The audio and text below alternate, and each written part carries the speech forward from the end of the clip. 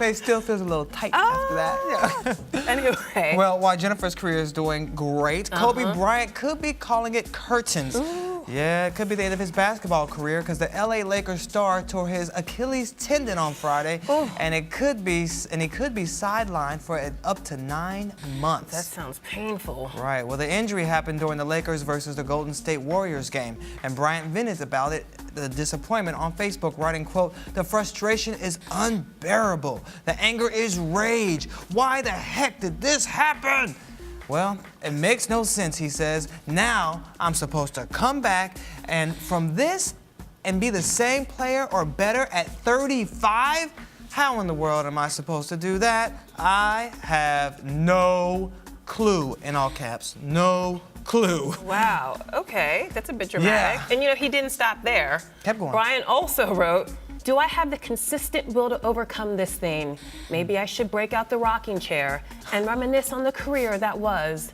Maybe this is how my book ends. Maybe Father Time has defeated me." I mean, Kobe, seriously, I know it's upsetting, but all of that melodrama. You see my violin? The violin. They're playing it for you, brother. Maybe what does Father Time have to do with this? He says he's getting old. 35 and the NBA is Father up there. Time? You're talking about Father Time at Yeah. 35? Goodness, he has his whole life ahead of him. And he's going to retire next year anyway. And regardless, he has plenty of money stacked up that he's going to be living a nice and healthy retirement. And he's the 4th all-time leading scorer in the NBA. So it's not like he doesn't have a legacy. He's made money. He has a legacy. He's one of the best players in the NBA history. He's fine. You'll be fine. Father Time.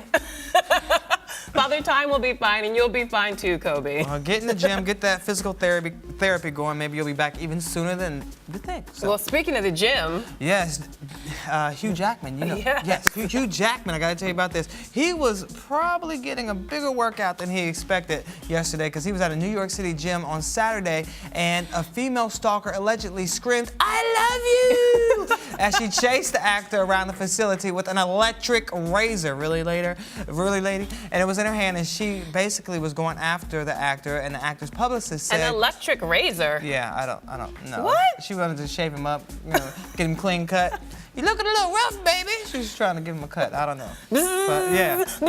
You can't stalk someone with a razor. Anyway, finish the story. Okay. Well, basically, the actor's publicist said he was more alarmed than scared. And basically, the rep was basically talking about how they believe the stalker, who is Catherine Thurston, was grabbing for another weapon that may have been in her purse. So I don't know. And she had stalked him before, too. Yeah, it's no laughing matter. I mean, I was joking, but seriously, when someone reaches in their pocket and you know that they're a stalker and they pull out something, it could easily be a weapon. We've seen this happen before, and it has not ended well at all. And it's not the first time that Jackman has encountered Thurston. He's already seen her outside his home and outside his daughter's school.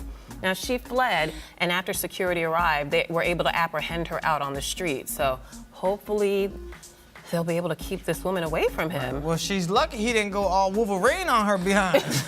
You don't mess around with no X-Man. Right. He's like, that electric razor ain't nothing. But maybe she was harmless. Electric razor, she could have been reaching for some hair gel, getting him all cleaned up. You know what? Hey, I a don't know. wayward hairdresser stalker? I don't think so. Innocent until proven guilty. Anyway. Justin Bieber can't seem to get anything right these days. Gosh. Over the weekend, Biebs visited the Anne Frank house in Amsterdam and signed the museum's guest book before leaving.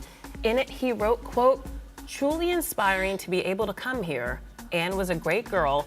Hopefully, she would have been a believer." Well, it didn't go over so well. Many took to social media this weekend and called Bieber everything from narcissistic to a spoiled, rotten brat. I mean, really, Justin? Anne Frank, she's hiding from the Nazis in an attic, and you're hoping that she would have been a believer? I mean, how do you make the Holocaust about you? My mama was like, "What's a believer? What he want?" I said he was hoping she would be one of his fans. And maybe maybe he was trying to say, some tried to take up for him and said, maybe he was just trying to say he would be honored if she was one of his friends. PR's cleanup. Yeah, he needs to lay low for a minute. Yeah, just chill out. Get it together. You know who's not laying low? Dennis Rodman. Uh-oh. Well, despite heightened tensions between the U.S. and North Korea, Dennis Rodman says he plans to vacation in Pyongyang this summer. He says, I'm going back August 1st, and that's what he told a reporter from the Miami Herald.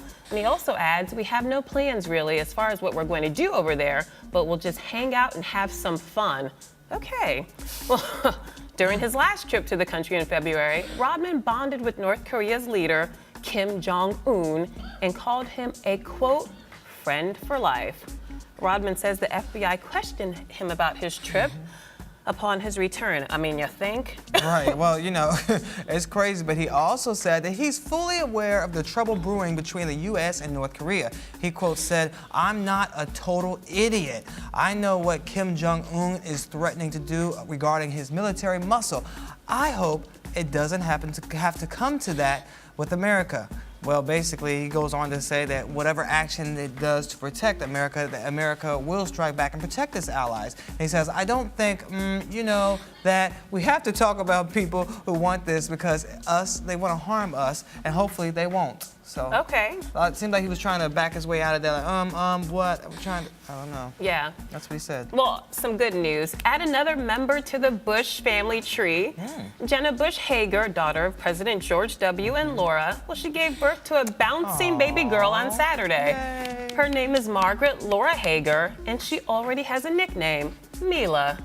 That's so cute. That's cute. Yeah, I like that. Well, the former president released a statement. It said, Jenna and Mila are healthy, and our family is elated. Oh, that's fantastic. great. Congratulations Such good news. to them. Congratulations. All right. Well, Motor City rolled out a Great White Way this weekend.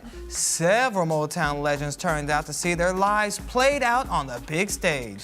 A-listers like Gladys Knight, Smokey Robinson, and the boss, Miss Diana Ross, were on hand for the show.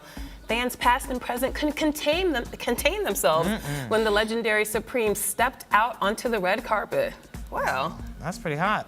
I know, Miss Diana. Can you imagine? Well, you said you loved it, right? I loved it. I loved the little Michael Jackson. He was amazing. And the woman that played Diana Ross was so great.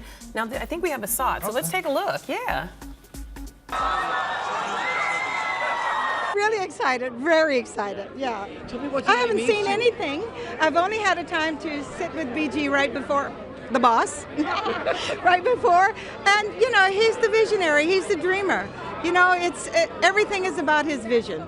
If he didn't believe in me, I wouldn't have done Lady Sings the Blues. It's so incredible when someone is your mentor and believes in you, believe you can do anything that you don't even know that you can do. And he's like that. You know, he's wonderful. And the same thing with these young people that's in this play. I mean, he knows what to do and what to say, and it's all about his story. And this is not a fictional story. This is a real story. So I'm excited. This is way overdue. It's high time the real story of Motown was told so people get a chance to see it, because there have been so many would-be Motown stories and so many inaccurate accounts of what went on and what happened.